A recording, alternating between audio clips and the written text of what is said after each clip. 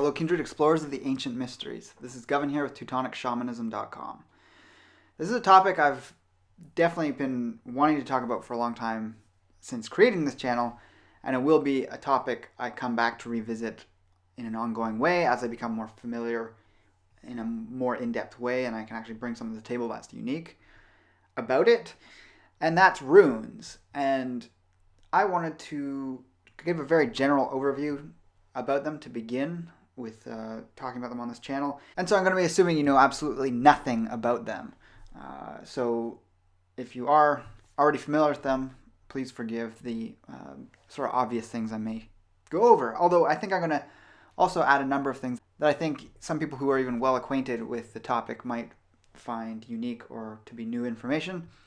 And the thing I really want to focus on, which we will get into later on in the video, is that they are sort of a magical alphabet in the sense that they have an esoteric side to them that not many people realize or even understand what that really even means.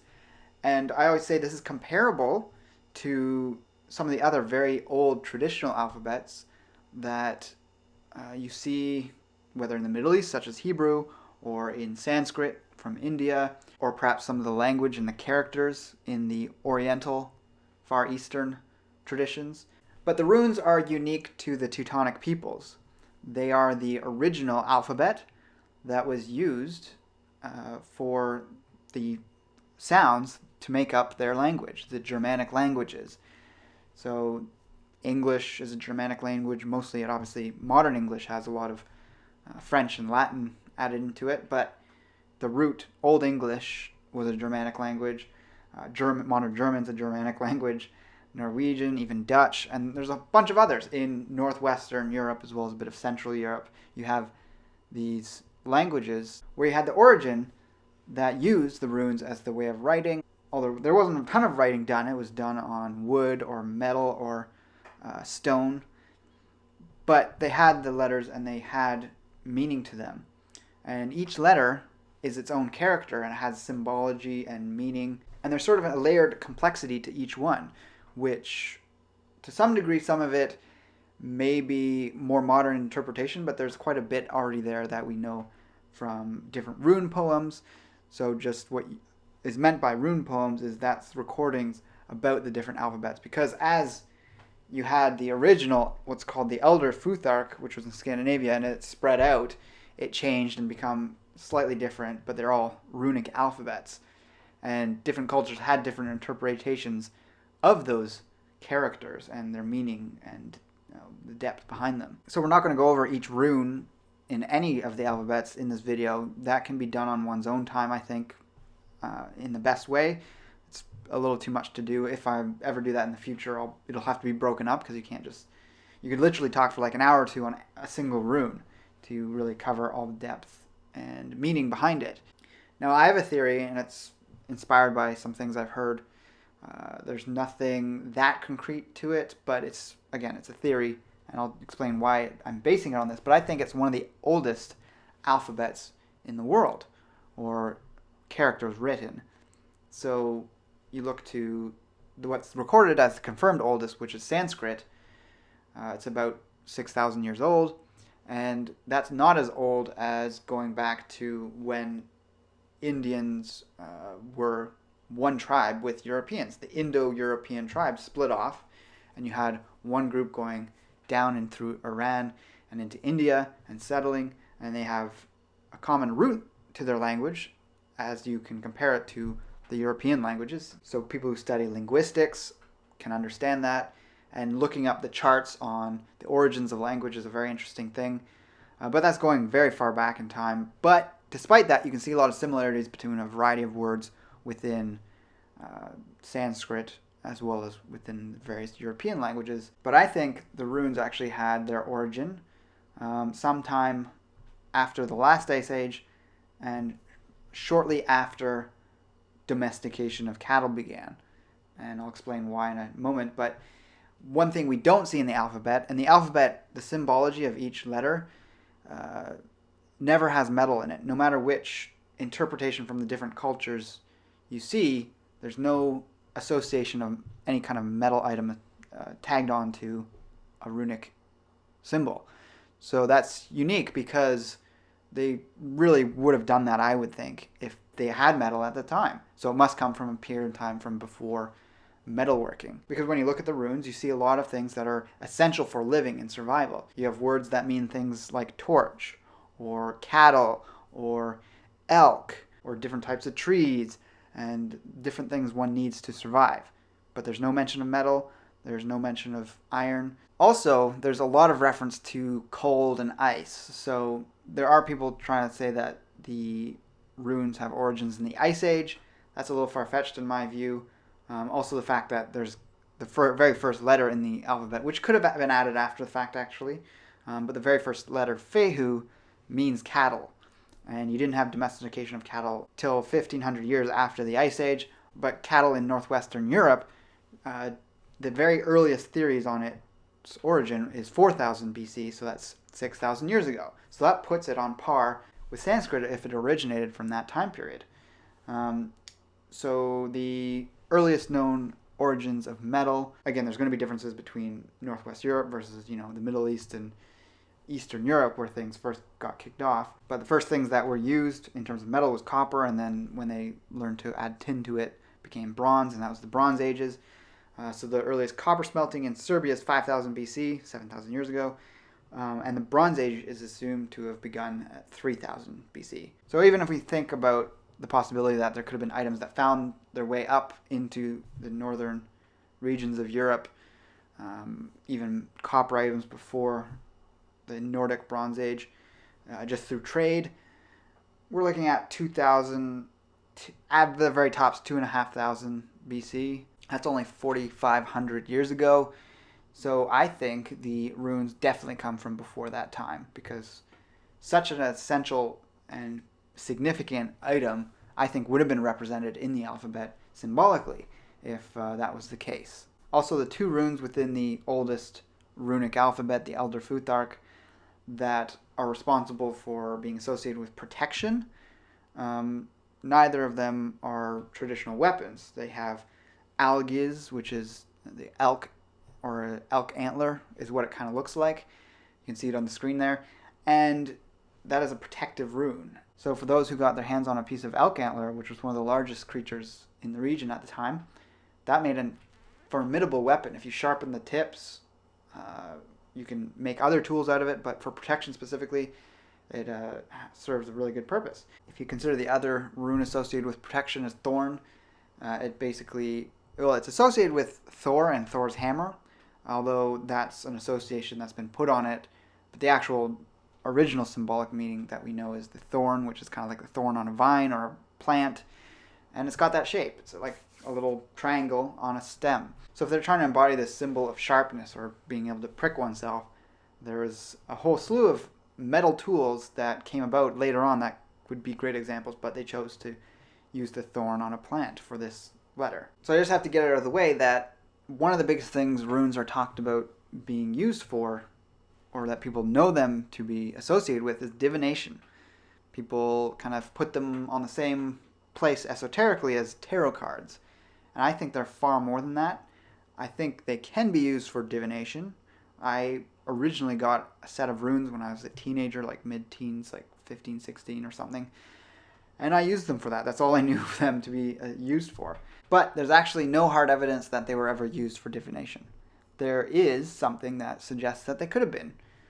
Within Tacitus's writings of Germania, chronicling and documenting what he saw and experienced in the Germanic lands. He was a Roman historian. So he says, augury and divination by lot meaning like to draw lots.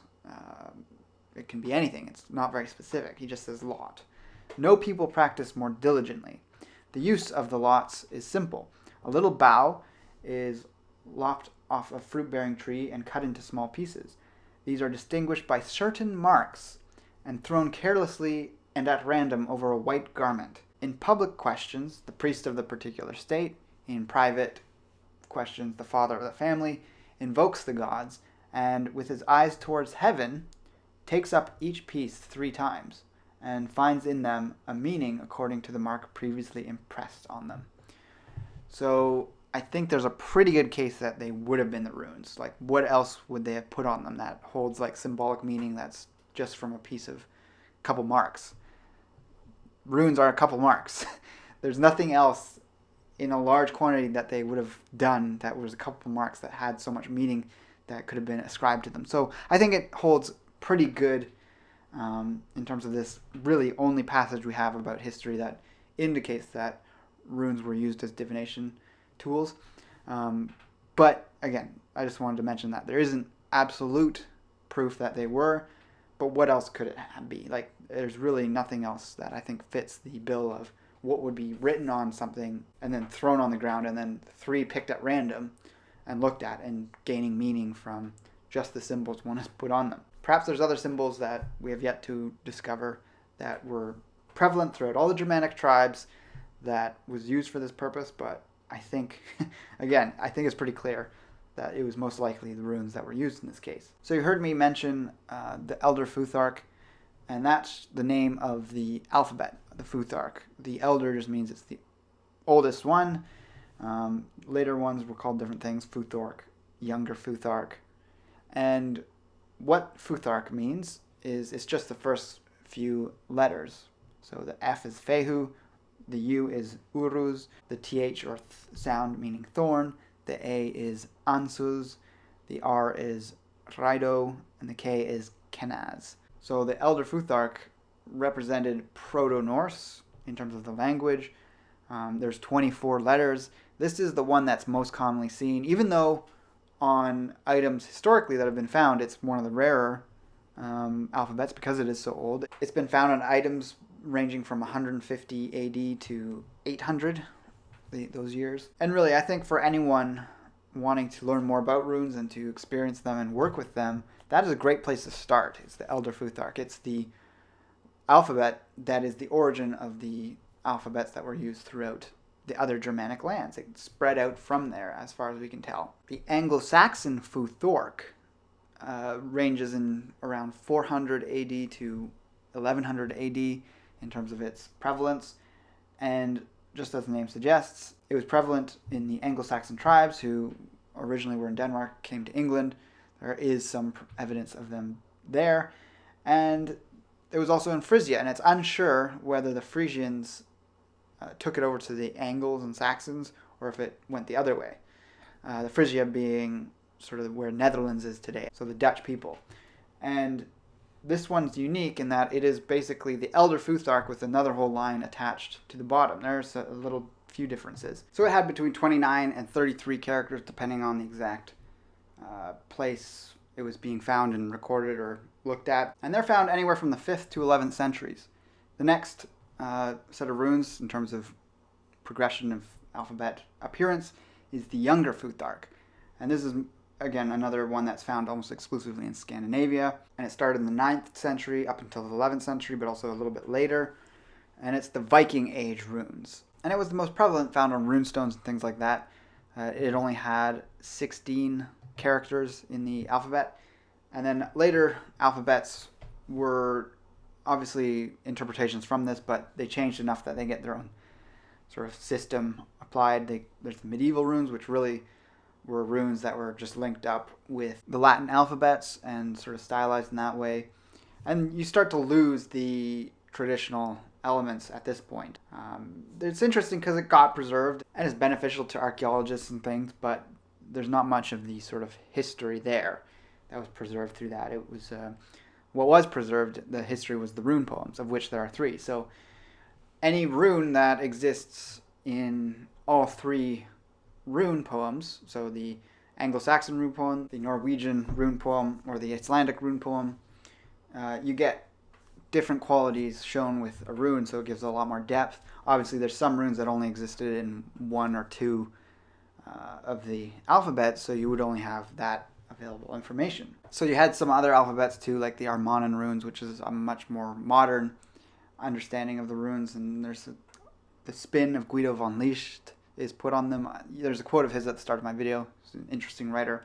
And there's just 18 of them, so he took out some that were thought to be dangerous. Now, the reason he thinks they're dangerous, as well as other authors and things, is because I strongly believe there is a lot of depth and there's an esoteric quality to these. There's sort of a path of initiation through them, but they're also, just like Hebrew or Sanskrit, they can be used spoken, almost like a meditative thing, but they also have power within the words, and that's called Guldur. I'm not going to give instruction on that in this video. I certainly just recommend looking into that if you're interested in it. But there is that tradition available to the Teutonic peoples, which is very unique. So you have all these Anglo-Saxons and other groups that are Germanic within North America. I think it's something like 85% of the population of North America, talking about US and Canada, it's the greatest majority. Yet people are out there doing yoga and chanting Sanskrit mantras and maybe doing Latin Mass in Catholic Church. Not to knock Catholicism, but it's not your tradition. That's a Roman tradition. Yeah, people of Roman descent, that totally makes sense that you would chant something in Latin if you feel drawn to doing what's in your blood. Although Christianity, of course, is not even Roman, or it's not Latin or Hellenic tradition. It comes from the Middle East. Let's go over just a couple interesting runes, then look at their relationship to language, because what I think makes a tradition so interesting to practice it if it's your own culture is that you're already in your own culture, so you can see the similarities. So that was actually an argument by a lot of teachers within various Eastern traditions that say, like, oh, it doesn't really make sense for Westerners to do Tibetan yoga because they don't have the traditional background for it. They don't have the cultural significance of what all these things mean and how it relates to their life. So they could be just doing something that is supposed to have this effect, and it's not going to have an effect on them because they don't have that thing going on in their upbringing. Anyways, let's talk about these runes that are interesting in how they relate to our modern language. We can see origins of these runes in words that we have today. So the first one being the first letter itself, the first rune is Fehu. That means cattle.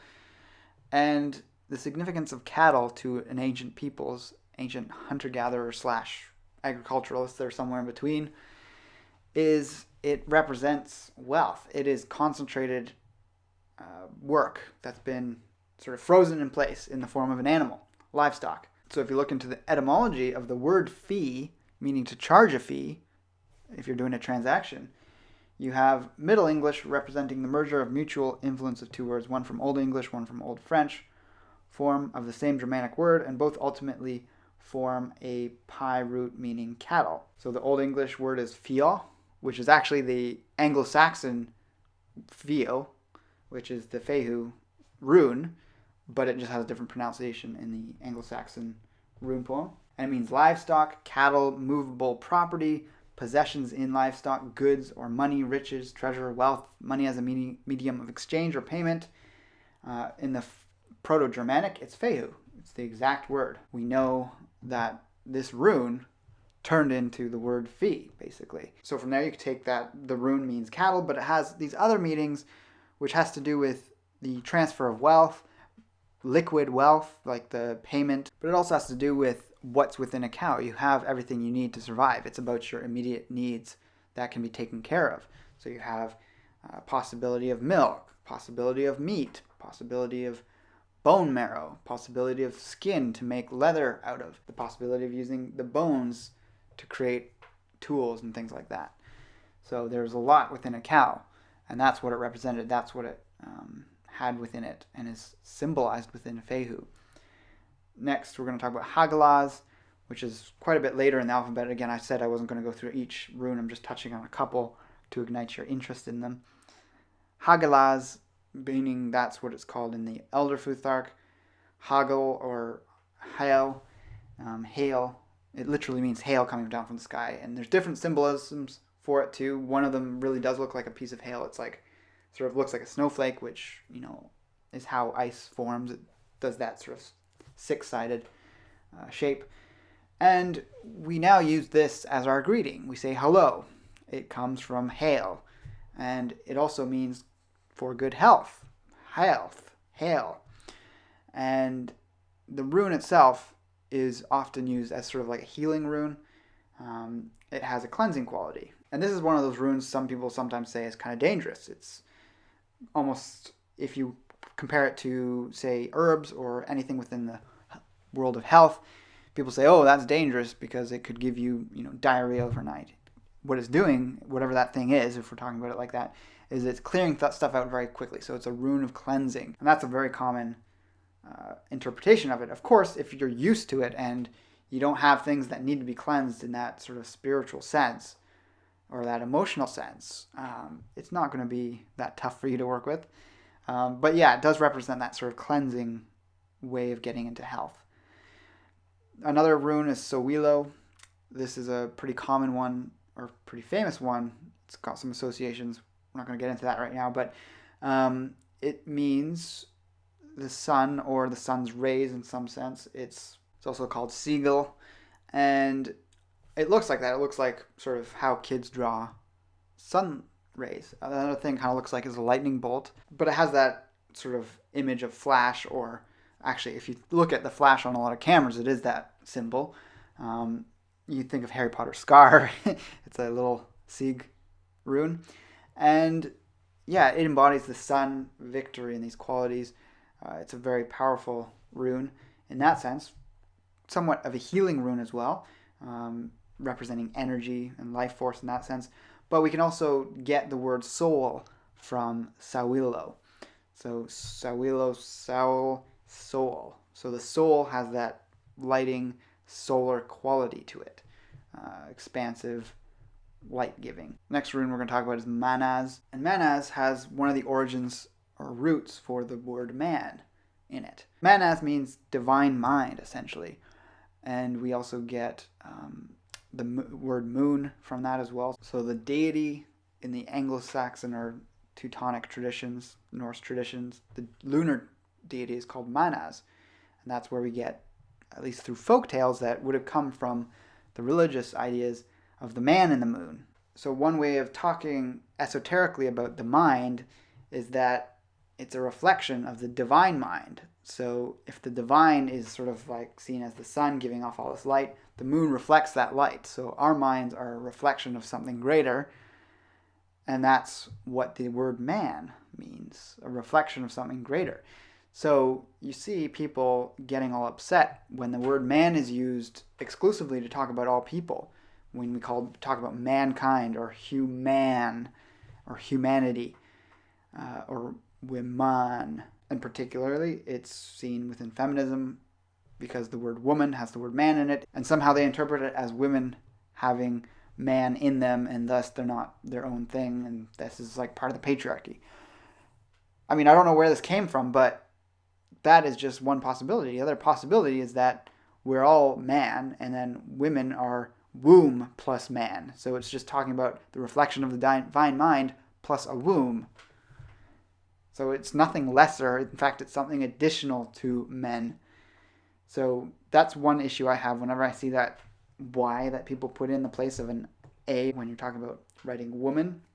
They write women. It's just people are completely devoid of any background understanding of etymology and the sacredness of words and why they are what they are. And there's a rich heritage there that if you learn about, you can be proud about, and you don't have to have this sort of ridiculous view of the word. Man isn't a bad word. Lastly, just in this short bit, we're going to talk about the Inga's rune, or the Ing rune. And it's a simple little square, sometimes on its side. And it is one of the oldest words in the sense of it representing sort of the primordial fire. And if you think about people living in the wild, pre-agricultural, pre-metal ages, so Stone Age, even earlier going into pre-Stone Age peoples, they had fire. It was sacred. That was almost like their god. That allowed them to be gods themselves, so they felt blessed with fire. And Ing is basically action, or the forceful action. It's sort of the masculine characteristic of fire. Sowilo could be described as the feminine characteristic of fire. It's the sun, and actually within Teutonic traditions, the sun is seen as feminine. But fire, Ing, is sort of that divine spark, and it happens to be masculine. By the way, any rune that ends in AZ or UZ is a masculine rune. So there's roughly a 50-50 breakdown of masculine runes and feminine runes. But the Ing rune, today we have the word ignite, I-G-N as opposed to I-N-G, but ignite, and also this kind of makes me think that the runes are so old because the word Agni in the Indian traditions, the Sanskrit tradition, that has the same root, I believe. I've heard people talk about that. And that would be the common origin. The words change obviously over time, but Agni is sort of like that primordial fire type concept. So it's the exact same concept, very similar sounding word.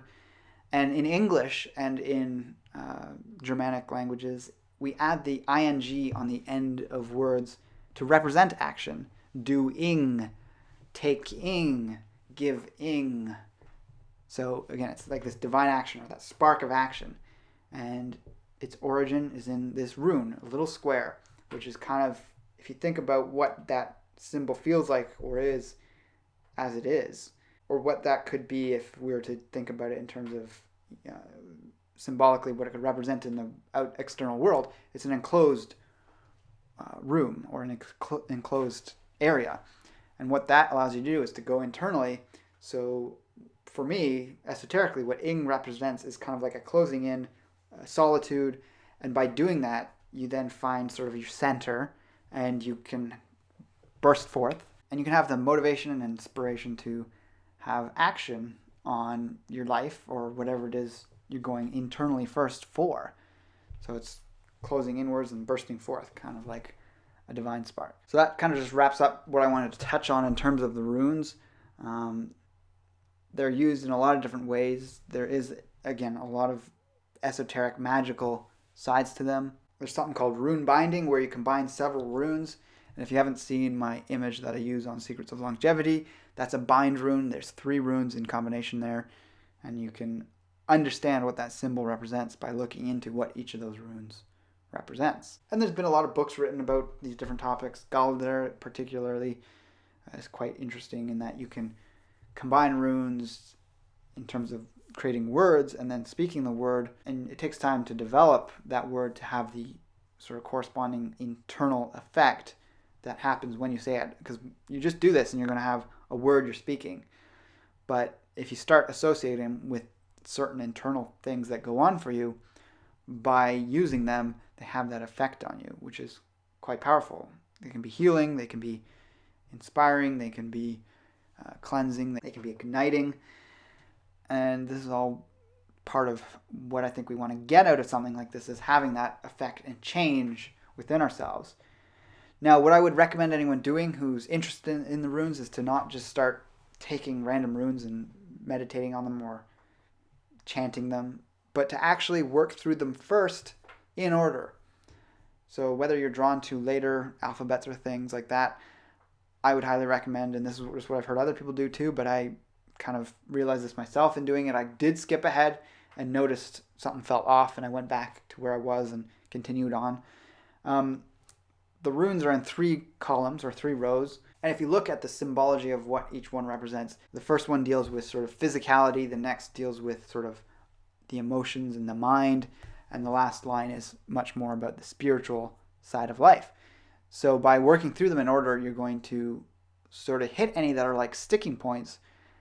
Whereas if you just go through at random, you could hit a rune that really affects you in a deep way, and you could be scared away from them for a bit. I don't know. But yeah, everyone experiences things differently, so you can't really say for certain what could or might happen. But just as a precaution, if you work through them in order first, whether you spend 1 day on each one or 2 days on each one, spend the same amount of time on each one and go through them in order, whether you're meditating on them, chanting them, just sort of looking at them, or whatever it is you choose to do. Could be writing them down or doing in-depth research on it just for that 1 day. But do this, and after that, then you go back and you start working with the ones you feel particularly drawn to.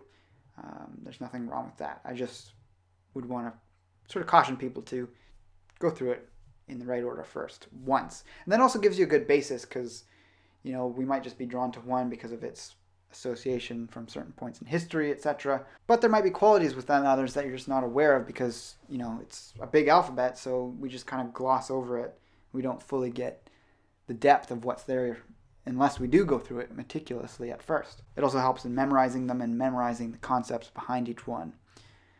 So let me know what you think about this video in the comments below, whether you liked my sort of basic description that I offered here. And if you've worked with runes yourself before, let me know what your favorite rune is.